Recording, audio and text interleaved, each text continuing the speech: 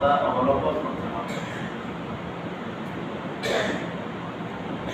আল্লাহর হক আমরা বুঝি যেটাকে বলা হয় হকুল্লাহ, আল্লাহর হক। আর একটা হলো হকুল ইবাদ, বান্দার হক। আল্লাহর হক যদি কেউ আদায় না করে, অস্বীকার আলাদা কথা, আর আদায় না করা আলাদা কথা। অস্বীকার করলে ঈমান চলে যায়, বেঈমান হয়ে যায়, কাফির হয়ে যায়। আদায় করতে না পারা আলাদা বিষয়। আল্লাহ তাআলার হক যদি কেউ পূরণ না করে, তো তার জন্য মুআখাযা হবে কিনা, পাকড়াও হবে কিনা, এটা আল্লাহ তাআলার ইচ্ছাধীন। আল্লাহ তাআলা চাইলে মাফ করবেন, না চাইলে আযাব দিবেন। বান্দার যে হক রয়েছে, বান্দার হক আল্লাহ তাআলা মাফ করবেন না। আল্লাহ তাআলা বান্দার হক মাফ করবেন না যদি বান্দা মাফ না করে।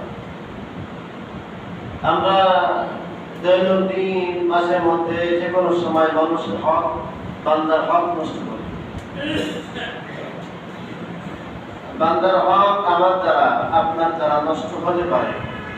এই জন্য মাঝে মধ্যে আলোচনায় নিয়ে আসা যে আমার এই কাজের দ্বারা, এই কথার দ্বারা কারোর হক নষ্ট হচ্ছে কিনা, কারোর প্রাপ্য হারিয়ে যাচ্ছে কিনা, কারোর অধিকার খর্ব হচ্ছে কিনা।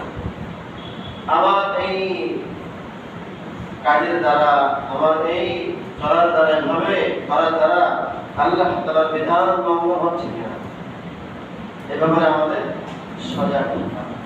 এই জন্য প্রথম কথা হলো হক দুই প্রকার। একটা হলো হকুল্লাহ, আল্লাহর হক, আর একটা হলো হকুল ইবাদ, বান্দার হক। আল্লাহর হক হচ্ছে আল্লাহ যে বিধানগুলো নাযিল করেছেন, এই বিধান মোতাবেক নিজেকে চালানো, নিজের চলা, পরিবার পরিজন যারা রয়েছে তাদেরকেও সৎ পথে, সুপথে, ভালো পথে পরিচালিত করা। আল্লাহর হক হলো বান্দা নামাজ পড়বে, রমজান মাস পেলে রোজা রাখবে, হজ ফরজ হলে হজ করবে, যাকাতের সামর্থ্য হলে, নিসাবের মালিক হলে যাকাত আদায় করবে। এটা আল্লাহ তাআলার হক।